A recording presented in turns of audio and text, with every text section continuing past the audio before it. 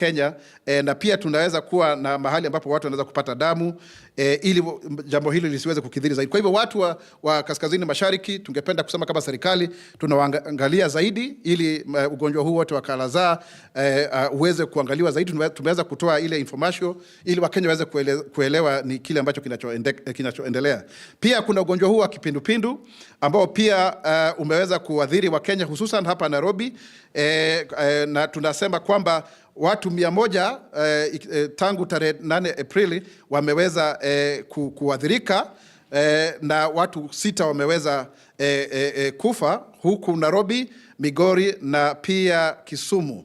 Na tunatoa pia rambirambi zetu kama serikali kwa sababu ya jambo hilo. Tafadhali wa Kenya tuweze kujitahadharisha sana na tuweze kuchukua tahadhari ndiposa tusipate ugonjwa huu wa kipindupindu. Na tunafanya jitihada zote ambazo zipo kuhakikisha kwamba mambo yote yametendeka. Na niseme tena kwa kauli mbiu, kwa sauti kwamba sisi wenyewe kama serikali hatujakataa uigizaji wa michezo.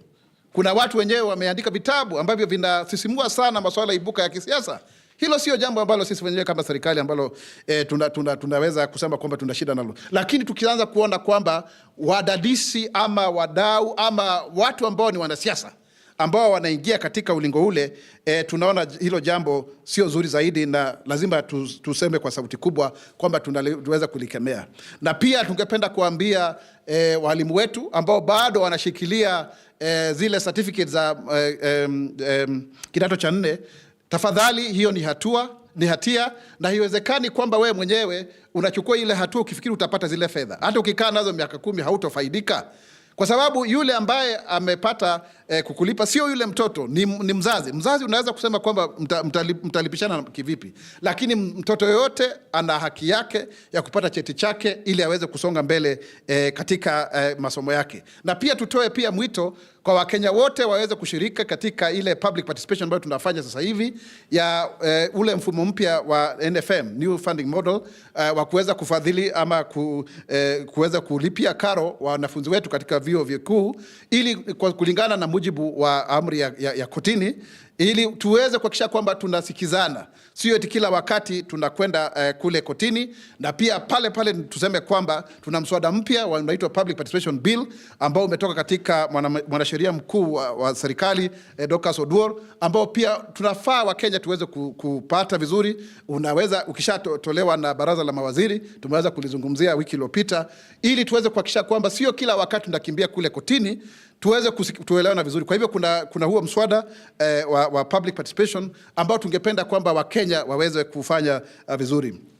Pia tuna mswada mwingine ambao unahusisha hawa wazee wetu wa vijiji ambao pia wao wenyewe tungependa wawe wako chini ya ngao. Ngao ni National Government Administration Officers, kwamba waweze kutusaidia pale vijijini, na ili waweze kulipa pia marupurupu yao kidogo kidogo hivi. Pia Wakenya waweze kutoa mwito na maoni yao, ili tuweze kuhakikisha kwamba tumeweza kuyajumuisha wakati tunaweza pasisha ile sera na ule mswada. Ni kweli kwamba sasa hivi kuna Wakenya wetu akina mama ambao wameweza kufa ama wameweza kuuawa. Katika miezi iliyopita zaidi ya kina mama 100 wameweza kupoteza maisha yao, na hili sio jambo ambalo tunalisherekea. Tunasikia huzuni sana, tuna simanzi wakati tunakuja hapa kuwahadithia masuala kama hayo kama serikali.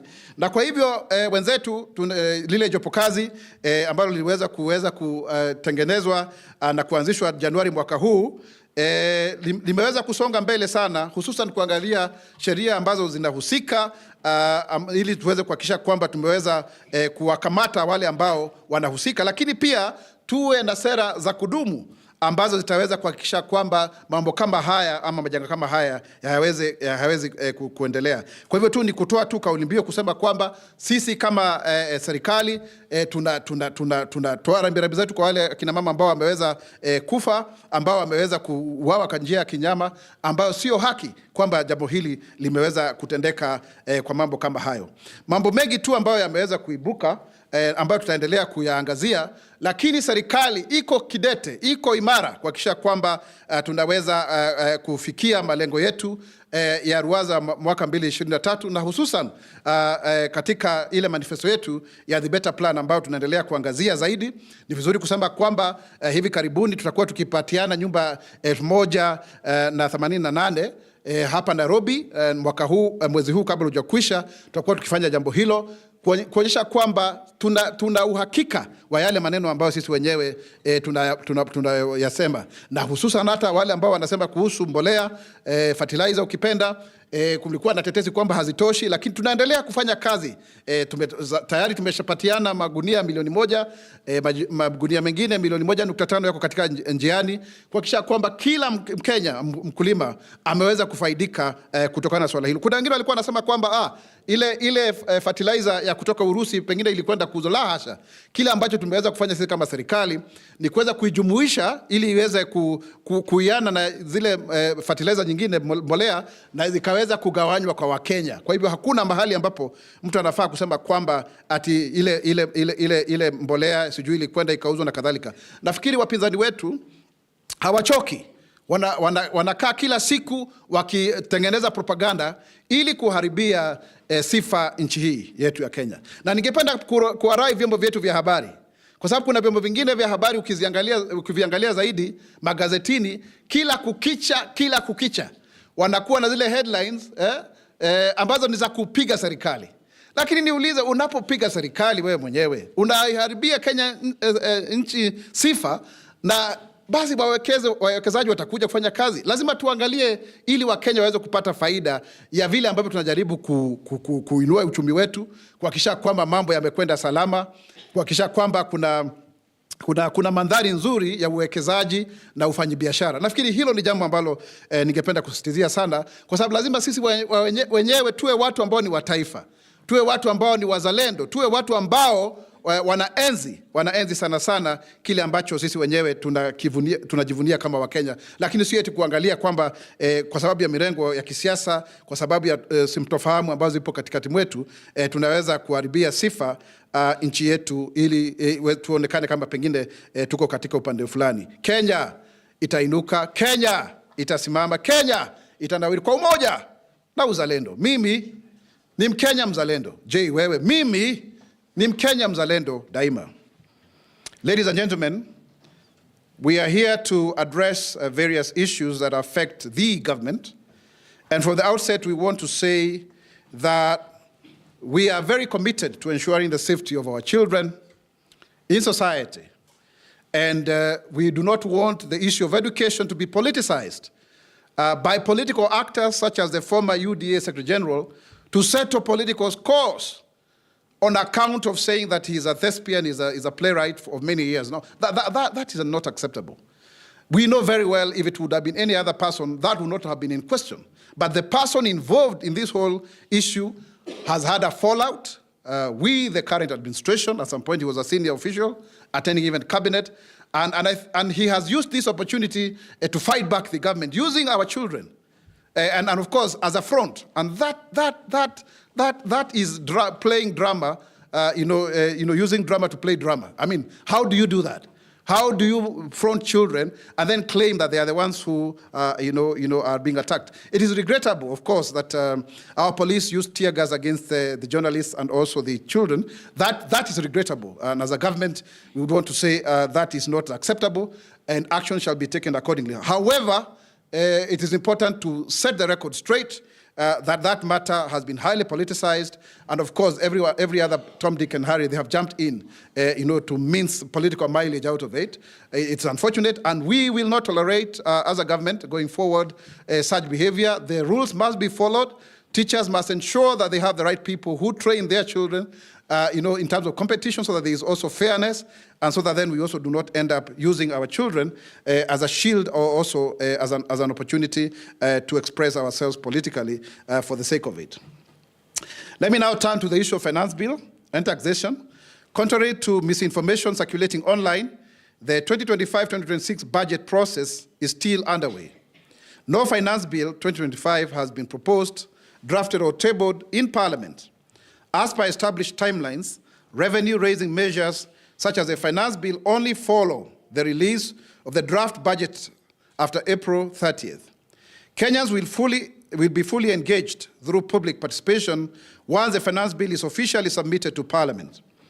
The government unequivocally states that there is no finance bill 2025 tabled anywhere yet, and such outrageous claims should be shunned. And we are calling upon the members of the press to help us so that we do not spread propaganda. Accordingly, Kenyans will have the opportunity to interrogate any revenue-raising measure through a thorough public participation only after the draft budget and finance bill have been released by the National Treasury and submitted to Parliament. The major intervention thus far is the budget policy statement. The BPS outlines the government's strategic priorities and ceilings to guide the national government, county governments, and independent constitutional institutions in preparation of the budget. So this is a BPS. It says how much money can you actually spend. And on 30th of April, we'll have the various appropriations, the appropriations bill, as we know it as the budget. The 2025 budget policy statement is a third to be prepared under the Kenya Kwanza administration, and the government's fiscal policy year 2025-2026 and the medium term places special emphasis on fiscal consolidation and budget restructuring to reduce public debt vulnerabilities while providing fiscal spaces to deliver essential public goods and services, to boost revenues, and to emphasize on the fact that we need a combination of tax administration and tax policy measures and not an increase of taxes as alleged. The government will also focus on strengthening accountability, transparency, and efficiency in public spending. Let me now turn to the issue of guaranteed minimum returns. In the Kenya Kwanza bottom-up economic transformation agenda, the Better Plan, we made a solemn pledge to transform Kenya's agricultural sector into a powerful engine for economic growth, food security, and farmer prosperity through subsidizing productivity and value addition.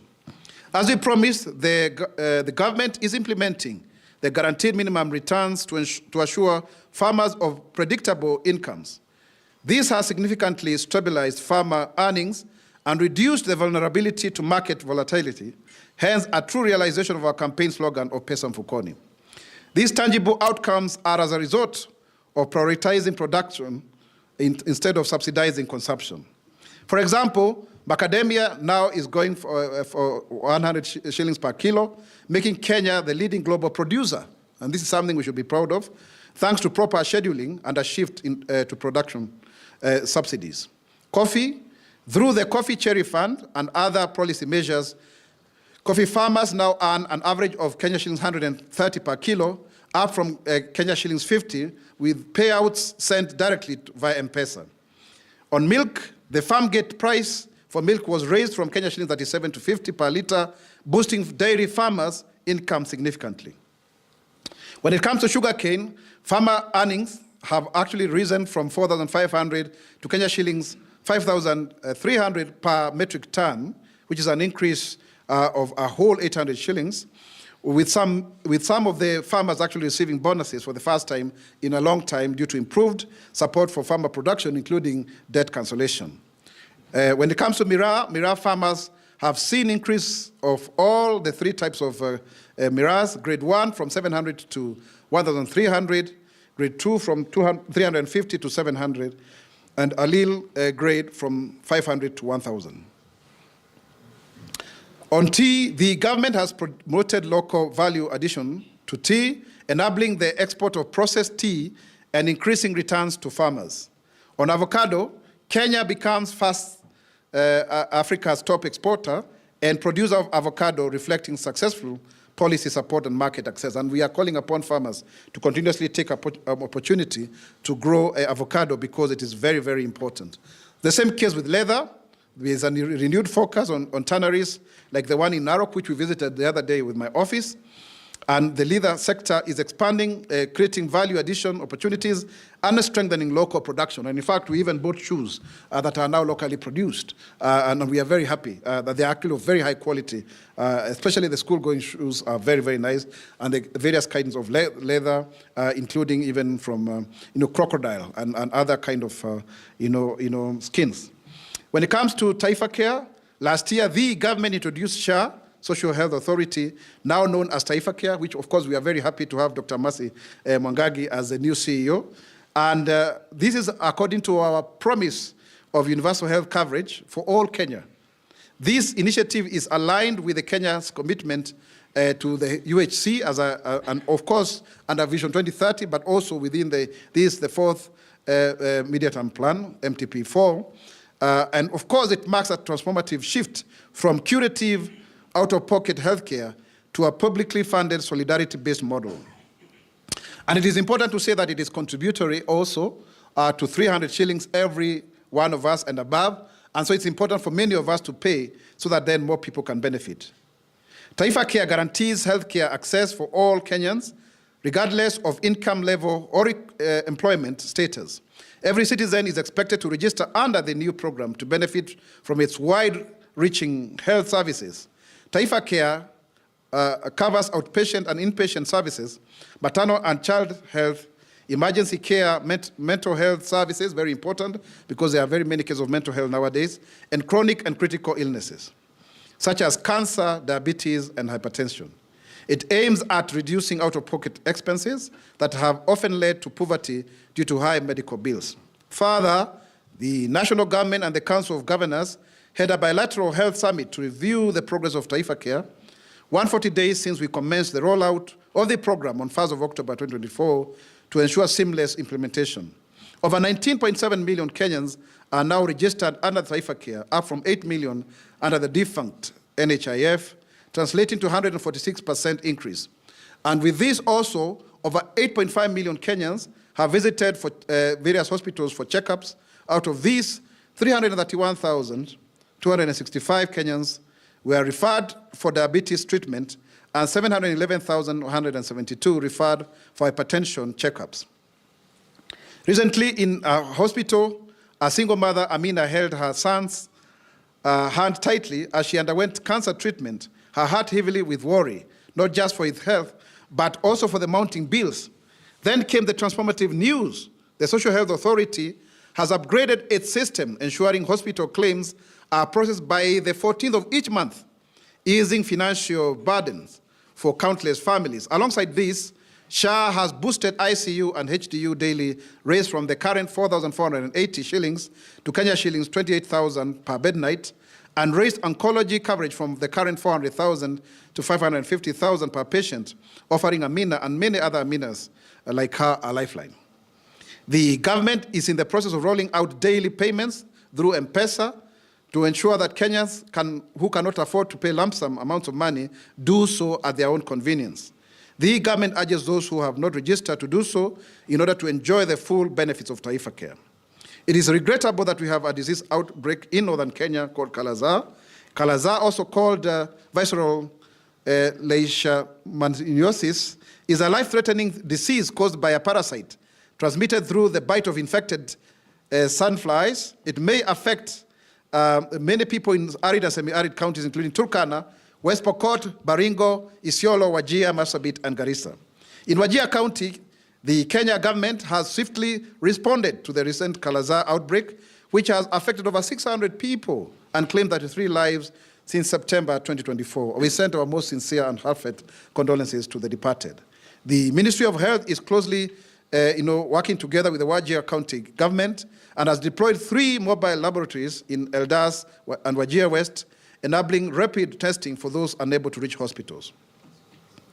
A satellite blood bank equipped with a new blood analysis machine has been established to support critical care, significantly improving patient outcomes. And because of these efforts, therefore, recoveries now surpass new infections. This is very important, with hospitals discharging more patients than they admit.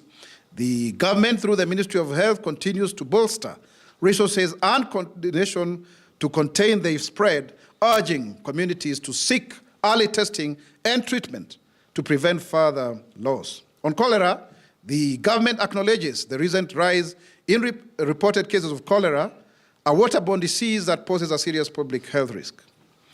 In Nairobi's Kibera settlements, 12-year-old Mercy narrowly escaped tragedy when a sudden onset of watery diarrhea signaled cholera's grip. Thanks to rapid intervention at a local health facility, she has recovered fully, a testament to the government's ongoing efforts to combat these and other diseases. As of 8th of April 2025, a cumulative 100 cases and 6 deaths across Nairobi, Migori, and Kisumu counties have been reported. Once again, we send our most sincere condolences to the 6 who have lost their lives. The government has initiated a multi-sectoral rapid response team to curb the outbreak. Surveillance has been intensified in all sub-counties and border areas, with isolated facilities fully equipped with treatment guidelines, healthcare workers, and medical supplies. The government has distributed critical resources, including medicines, lab kits for testing, and protective gear to frontline responders. Public sensitization campaigns is in full swing, leveraging on local radio public forums and door-to-door outreach to promote hygiene, water treatment, chemicals, soap, and hand-washing stations across so that they can be deployed effectively and so that people can use them. And we urge the media to actually help us in this. The government, in collaboration with various partners, is working diligently to address the cholera outbreak in the country and urges the public to remain vigilant, adhere to health guidelines, and report any symptoms promptly to healthcare authorities. The government remains committed to updating the public with any new information and developments further to mitigate this outbreak. Let me now turn to the issue of education.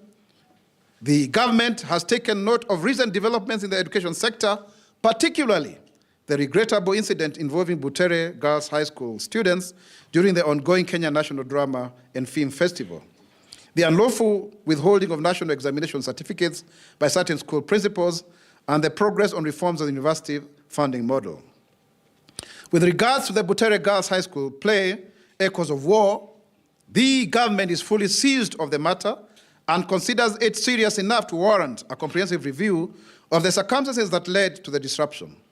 The government remains committed to nurturing artistic talent and freedom of expression, encouraging youth to express themselves and to participate in creative expression as outlined in the Digital Superhighways and Creative Economy pillar of the Better Plan.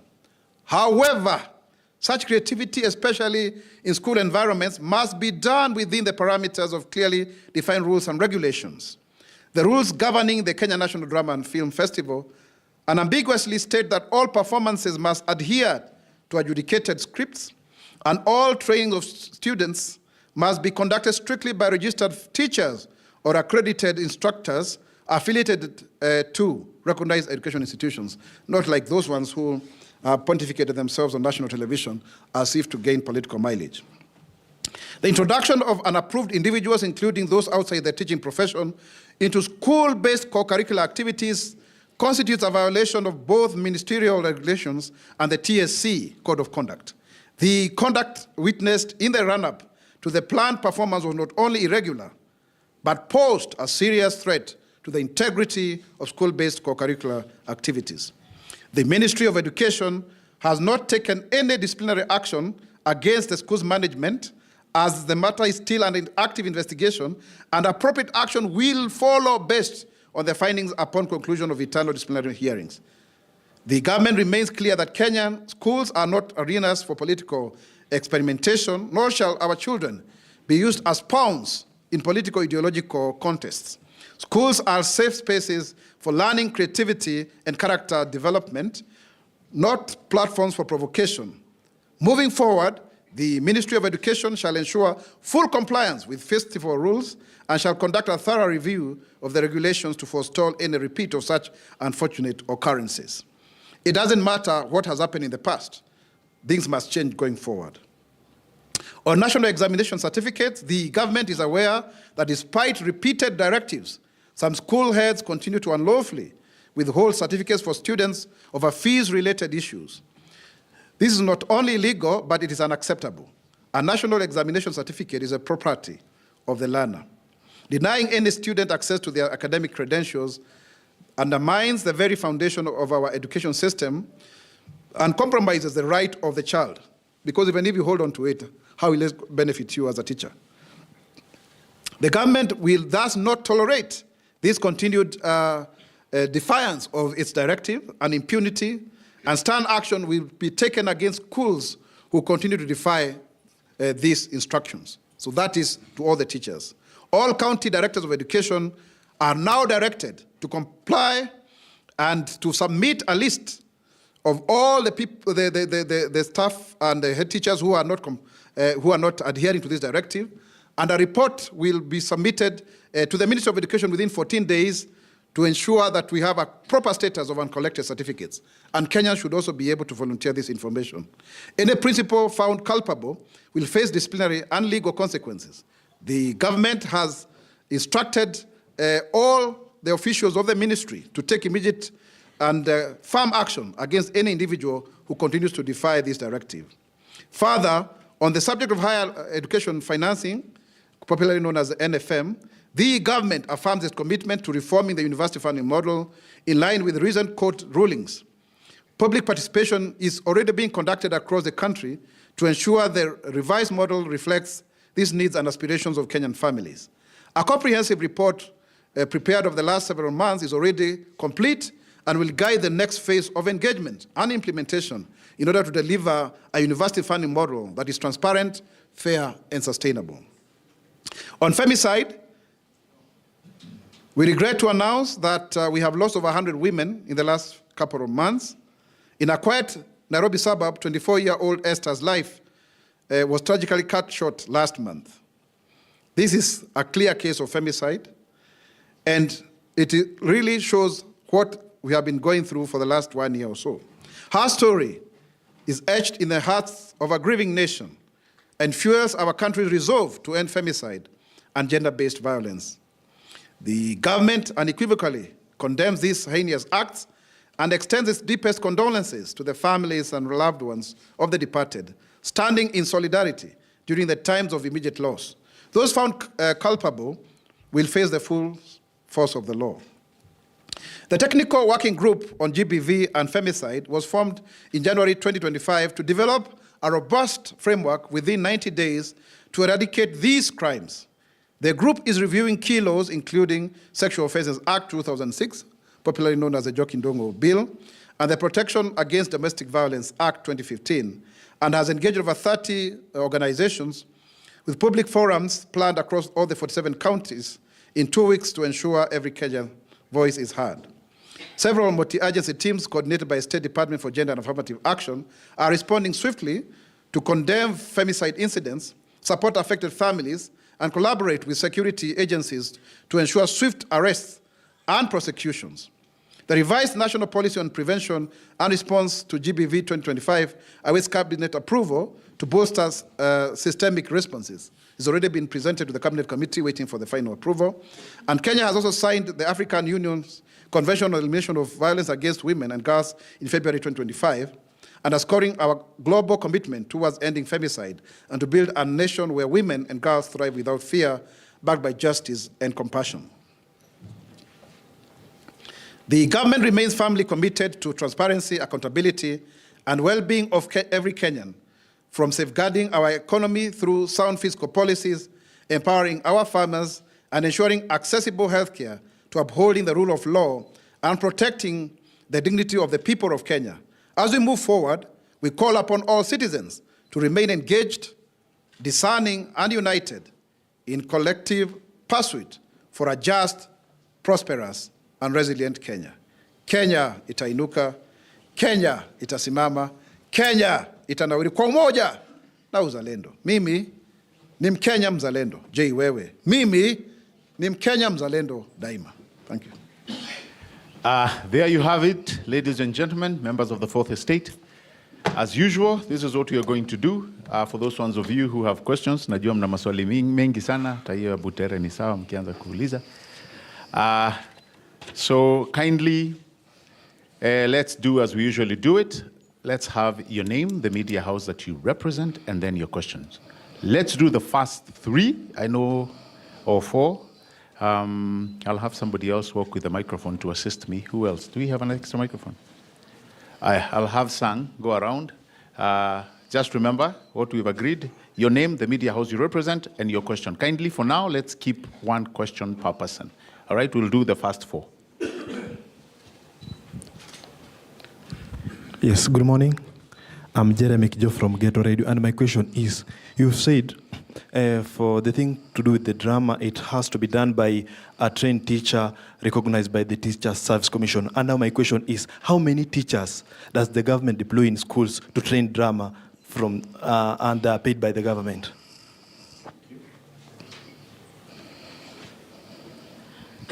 Before I ask my question, just to add on what he has to say, does this also apply for other extracurricular activities like sports? We have coaches from outside in sports in schools, so does it also apply for other extracurricular activities?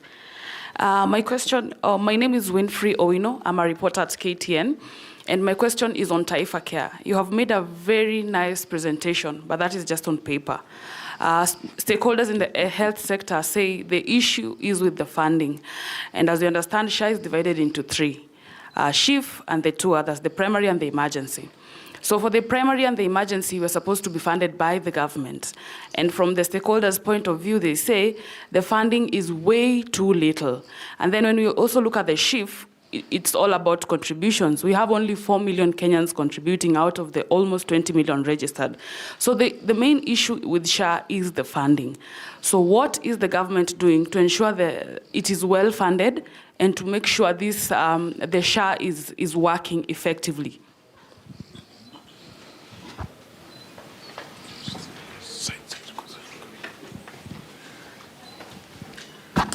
Thank you very much. I'm Clive Ayuko. I represent the Whistling African, which is an online news portal.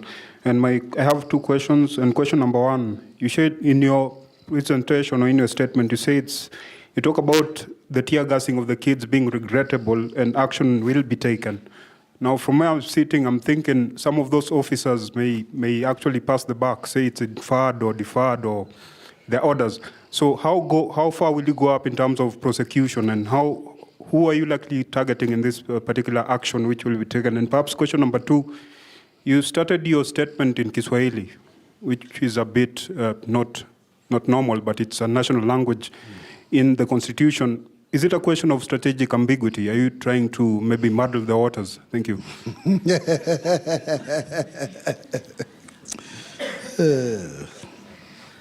Okay, good morning. My name is Alvin, reporter TV47. And to add on what he has asked, why did law enforcement resort to tear gas and force against students and journalists at the drama festivals, and was this response proportionate to the situation? And maybe the second question is, given the controversy surrounding the Butere Girls play, does the government believe students should have unrestricted creative freedom in drama festivals? And if so, how will they ensure that this is not curtailed? Thank you. Thank you. Thank you. Thank you very much, Gabriel. Let me start. It's very interesting, some of the questions you're asking. Ghetto Radio. I think the whole issue of people who are non-teachers has always been there. So what has been happening is that schools have not been following that, including even in sports. Because when you get somebody from outside, then it means you are saying that we don't have creativity within the teaching profession. We have a lot of teachers, about 810,000 teachers that have been trained so far in this country, with about 100,000 in private schools and about 405,000 in our public institutions. You can't tell me that you cannot get among 405,000 teachers who can do proper plays. I think that's not true. And especially when you now invite politicians like the former UDA Secretary General to be your playwright. I mean, that is something that is not right, and especially looking at the circumstances. We've seen the altercations between the deputy and the principal and the teacher, the so-called teacher in charge. We don't want those kind of things. The whole issue is that those who are responsible must be held culpable, because you cannot use that just to settle political scores. I think that answers your question, Winfrey. I know you as Mswahili of Owino Winfrey. Nilikuwa nafikiri utazungumza Kiswahili wewe Winnie. But the whole issue of Taifa Care, yes, I agree with you. There has been an issue of funding. You know, to deny the obvious is not true. Why? Because we inherited not less than 33 billion shillings from NHIF, and some of them had been fraudulently acquired, those bills. And that is why we are still interrogating that matter to ensure that we deal with that aspect. Having said that, we have now since got a new funding from the second supplementary, 3 billion each for the primary care fund, which is for level 1 to 3, and also for the emergency and critical care and chronic illnesses, another 3 billion, ECCIF. Chief, of course, from level 4 to level 6, is really, you know, for those who are able to pay this, they get subsidized Medicare, and I have personally benefited. And that is why we are saying, yes, it's a funding issue.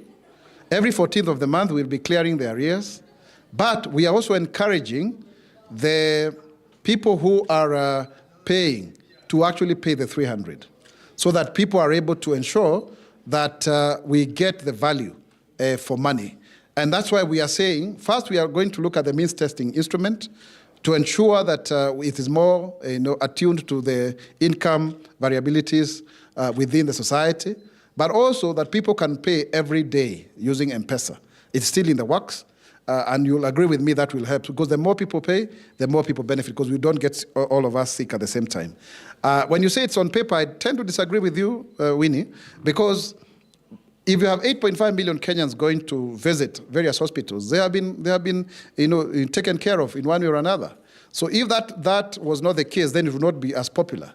And remember, this is actually the equivalent of all what was happening under NHIF. Yes, it's expanded, and I'm very happy that we are dealing also with various county governments who are also supplementing this kind of initiatives, like the Murang'a County, Kangata Care is doing very well, and other places you can mention, so that then it's both for the national and county, even in terms of ensuring that you don't even end up at the hospital. You first prevent, because there are 5 pillars, you make sure you prevent, promote, palliative and also curative. So you look at all of that, and so CHPs, moving from one house to another to ensure that then you don't end up, in a hospital bed. So that is very important. So it is working. It is working. It has teething problems. It has funding gaps, and we promise as a government to continue to increase the 3 billion per each of these funds going forward, but also urging Kenyans to pay through this system so that we can benefit, because it works like any other insurance. Yes, it's difficult because we've had many people resisting, because to a large extent our healthcare has been privatized. But I believe that going forward, because most of these monies will also go to public hospitals, we are going to see a shift that will benefit the fellow Kenyan. Of course, there is resistance, a lot even from professionals, but we are not going to budge as a government going forward. My friend from Westlife, I think you said so. Kuanza kwa Kiswahili sio kuleta kizungumkuti. Ni vizuri kuenzi lugha yako, ndugu yangu.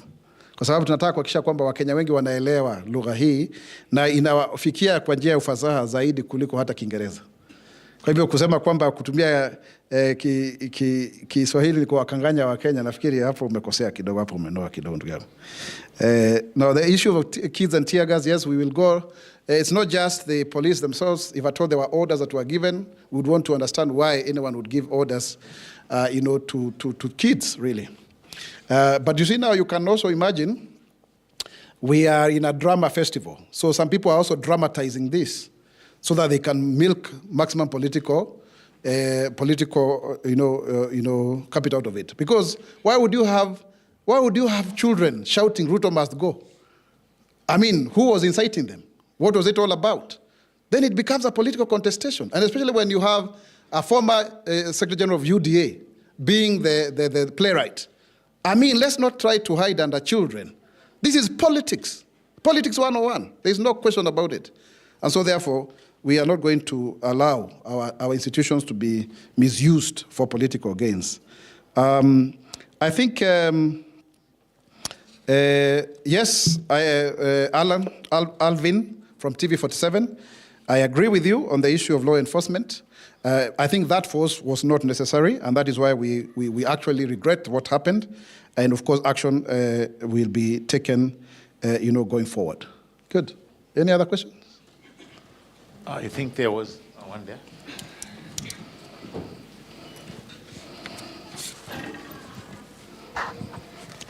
Hamjabote. Juzi nilikuwa nafanya a certain documentary. Unaitwa nani wewe mwanzo? Macharia David, Taifa News. Juzi nimekuwa nafanya documentary huko sehemu za Taita Taveta. And one of the kids akaniuliza story about nishindwa kujibu sababu alikuwa anauliza mambo ya SHA. Aliniambia kwamba katika eneo hiyo kwamba kuna watoto wengi ambao wako na wamezaa watoto, yani teenage pregnancy. Huyo mtoto akaniuliza, je, kwa mimi nitahakikisha mtoto kwa SHA aje? Hapo umenielewa swali yangu? Sijakupata vizuri. Nimeuliza ya kwamba mtoto hana ID. Na amepata mtoto.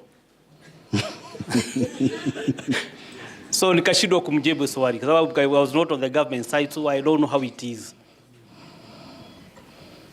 Asante. You have a question? Yes, stand. No, uliza. Habari daktari. Asante sana Mhoro. Swali yako ni gani? Ningependa kuuliza kana kwamba awoni kuna tetesi katika uhuru wa wana consultancy. Kuna watu wamefanya journalism, wengine wamefanya teaching na wengine theater arts. Je, uoni kwamba hao ni wa Kenya kama sisi? Pia wanafaa kupata mapato yao kwa njia nyingine kama hiyo ya kuwa consultants kwa mashule. Thank you. Imekuwa ingi yote. Itafikaje hapo?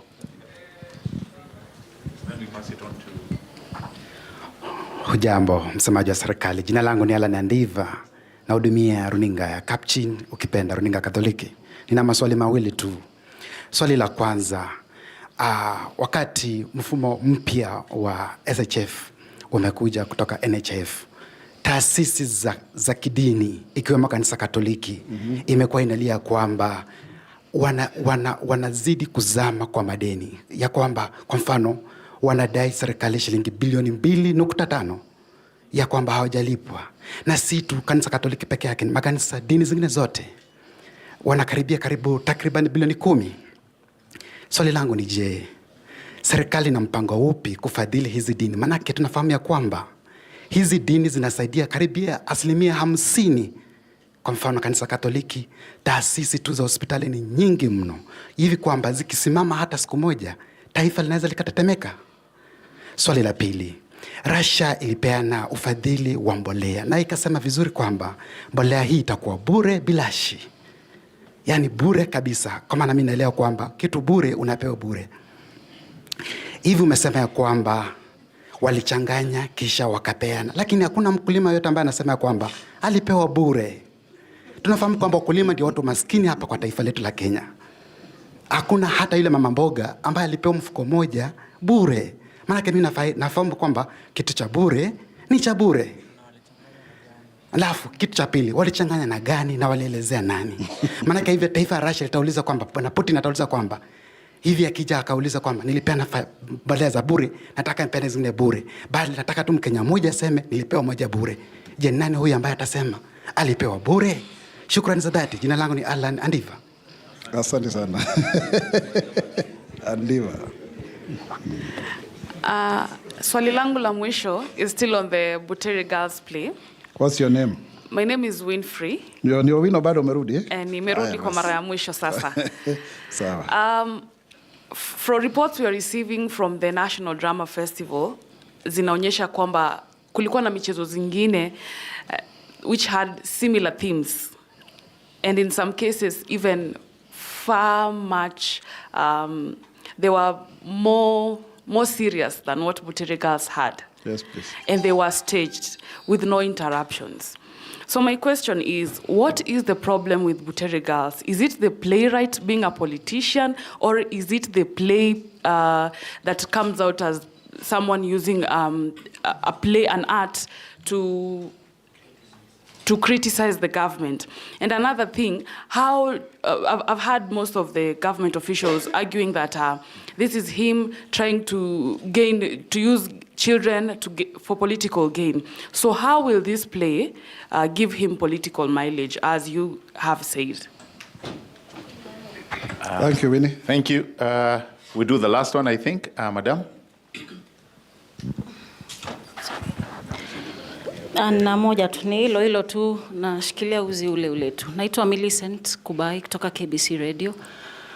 Swali langu ni kwamba mchezo huu wa Butere si kwamba ndo ulikuwa mara ya kwanza unatarajiwa kuwasilishwa Nakuru, lakini umekuwepo kuanzia zonal level. Basi iweje kwamba ndo serikali inakuja dakika za mwisho kufahamu hili na labda kuzuia? Mlikuwa wapi tangu wakati ule? I think we have one more. Hii maneno ya Malala imekuwa too much. Haya, Jeremy kutoka Ghetto Radio nimerudi. Na swali langu ni, before umesema ya kwamba vyombo vya habari vinapiga serikali sana. Na ningependa tu kukuuliza, je, wafahamu nafasi ya vyombo vya habari katika jamii? Mbona unataka sana vyombo vya habari vigeuzwe kukuwa PR firms? Our work is just to inform. Haya, asante sana spokesman. Maswali imeisha. Mengi sana. Wewe nitaanza na wewe mwenzangu, mtu wa vyombo vya habari wewe. And by the way, leo kuna jua kidogo. Leo kuna jua na nimevaa kofia, niko na miwani, niko na sunscreen. Na ikiweza sana nitaweza kuweka mwavuli kama itahitajika. Wacha niseme hivi.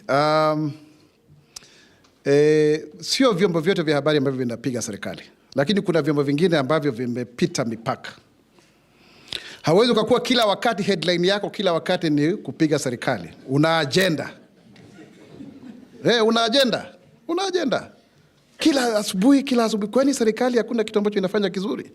Kwa hivyo kuna vyombo vya habari, hususan bila ya kutaja, na wanajijua wenyewe, ambao sasa wamekuwa ni kama wao ni aina ya chama cha kisiasa.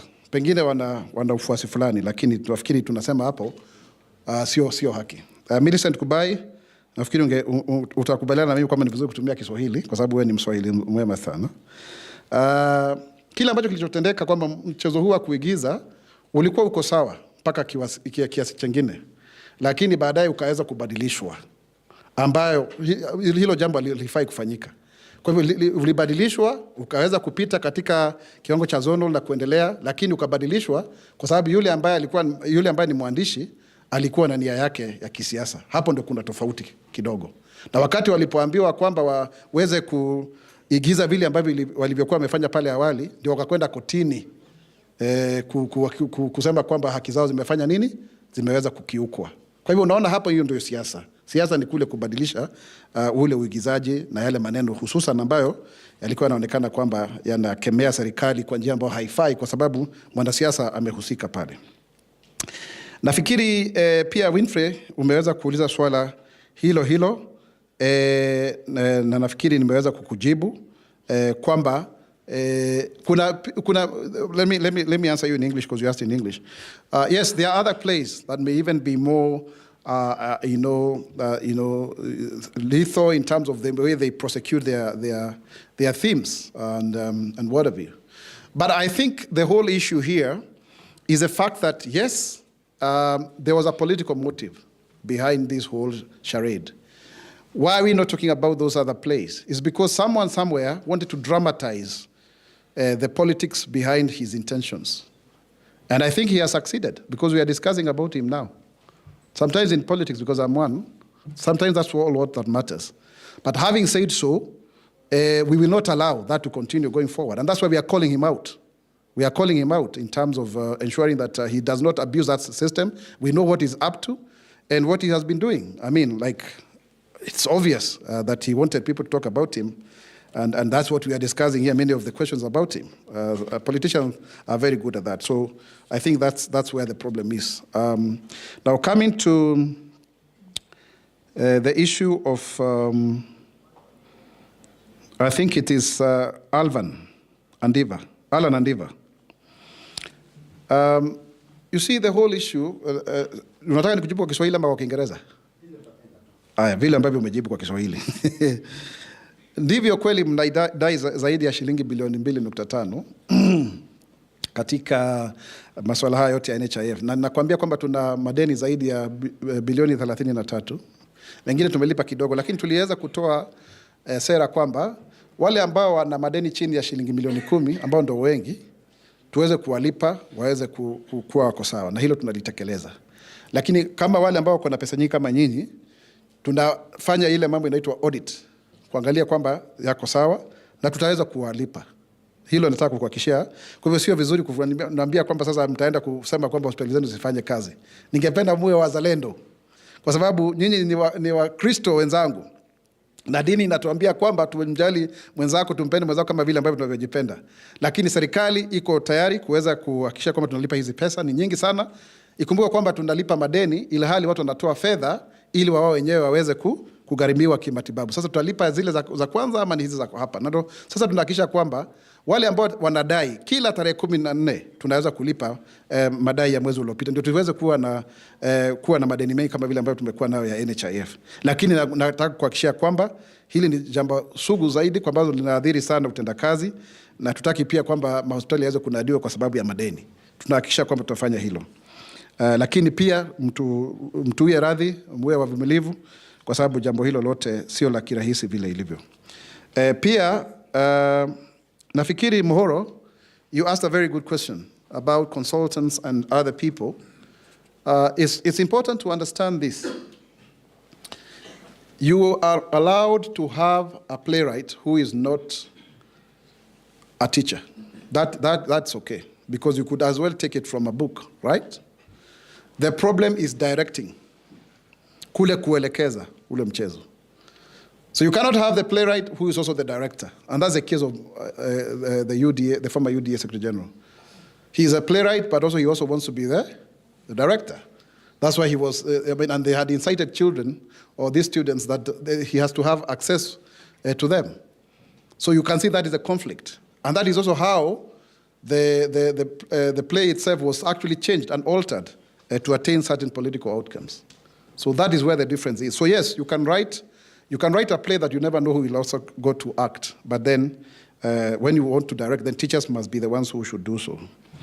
I think the issue of Macharia, David, you raise a very legitimate concern kwamba kuna mtoto ambaye ni mtoto ambaye pia amepata mtoto. Hilo ni swali ambalo tunafaa kulishughulikia kwa sababu ni kesi ambayo ni speciali kidogo. Kwa hivyo nafikiri nimeweza kunukuu, tutaweza kuwasiliana zaidi kwa sababu hapo kuna changamoto, hususan wale watoto wetu ambao wanapata watoto wakiwa bado ni umri wa chini, teenager, na hilo jambo limeweza kutendeka sana kule mashinani, linafaa kuangaziwa zaidi. Sijui, nafikiri hayo ndio yalikuwa maswali yote. Swali lolote lingine la ziada? We are ready to answer questions. I think we have exhausted the issue of Malala. Let's get another one. Any other question? We have one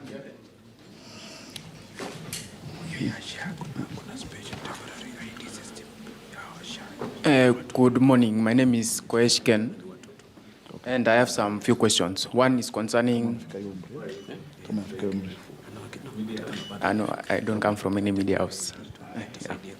So my name is Koesh Ken, and I'm not from any media house, but I have some 3 questions to ask. One is concerning the CHAN that's yet to open on August, and you have not spoke about it, on concerning the state of our stadiums from the Kasarani, Nyayo, and etc. Secondly is concerning high rate of unemployment among the young people. And now the government is responding concerning it, since the labor ministry has worked on the labor migration, and somehow it has suspended it since of some maybe problems, I can say that, and also what our youth are facing in foreign land, like Thailand, what we saw, was it last week? Yeah. And the jobs that they were scammed about it. Lastly, is concerning the Butere issue also, because what I'm just inquiring is what was the government machinery doing about it from the sub-county level to the drama being performed in the national podium. Kuna mtu huko. Those are very nice questions, my good friend. Even though this is usually a media press conference, those are very good questions. Umefanya nikakuja mbali. Usiulize swali ya Malala tafadhali. Huku ni mbali.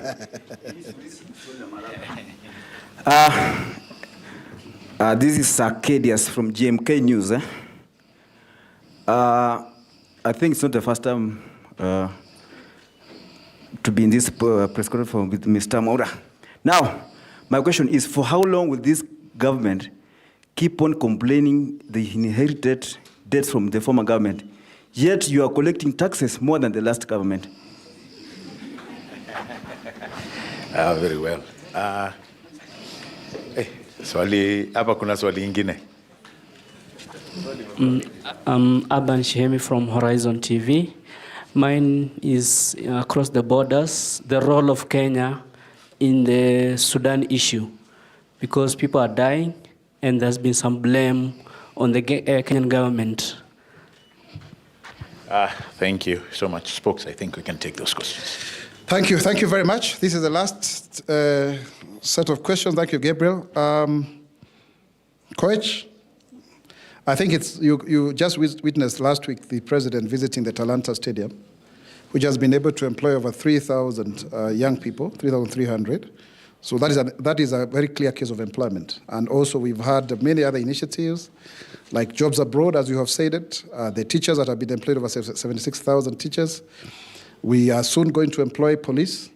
So we are trying our level best. We have digital jobs also that have already been able to benefit over 190,000 youth. 693,000 youth have benefited from the digital literacy program. We have the Jitumbe hubs. We just visited one in Kajiado at Masai National Polytechnic. So there are opportunities in the affordable housing, over 240,000 jobs that have been created because of the 130,000 houses that are being done here. We have the special economic zones. We went to Narok, to Naivasha, sorry, I beg your pardon, and we even found one that is operating there and others that are starting, a biscuit manufacturing company, and another one that is going to do electric vehicles. We're inviting many people to come so that jobs can be available to Kenyans. So the government is really doing very well in terms of ensuring that we get jobs for Kenyans. And now for those who are going abroad, it's not just equal to get a visa and travel.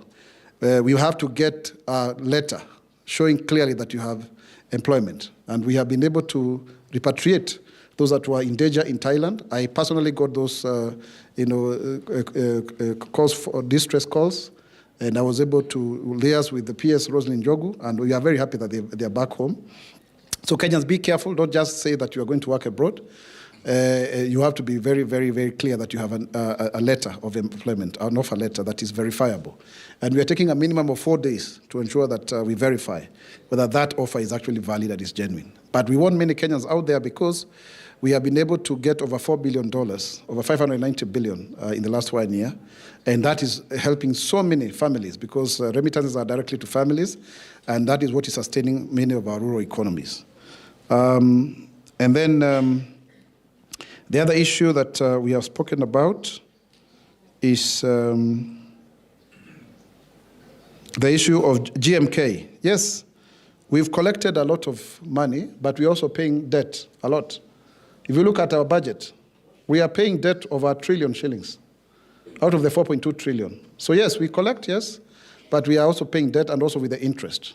So what we are doing as a country is to reduce external borrowing because it is dollar-denominated or foreign currency and is very expensive. But if we borrow here domestically, 75% is a new target, so that then we are able to leverage on that. Although we also need to have more money for local investment so that we don't crowd out local investors. And one of the things that we must credit this government is to reduce the interest rates. They were as high of 23, 24. Now they are as low as 16, 17% if you are borrowing money. And that means that we are able now to get it more affordable. And it's going to go lower and lower. In fact, even our shilling would be less than 100. We are just trying to make sure that we manage the volatility. But in actual sense, it's going to go lower. Of course, we also expect reduced, cost of fuel, because globally, due to the US tariffs, the global oil prices have actually plummeted.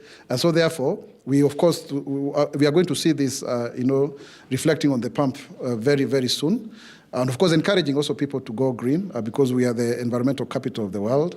As you may be aware, we have allowed a huge investment of making the UN complex here in Nairobi to be more prominent and to be equal to other places like New York and other places, and Geneva and all of that. So we are in progress. In fact, I can say this with a lot of certainty. This administration has outdone itself. Given the circumstances, it has outdone itself. Forget the propaganda and the negative publicity. Because there are people who thought that we will not even last 3 months after we came to power. But here we are. We've done already 2.5 years. And going forward, you will now start seeing the true, fruits of our investment.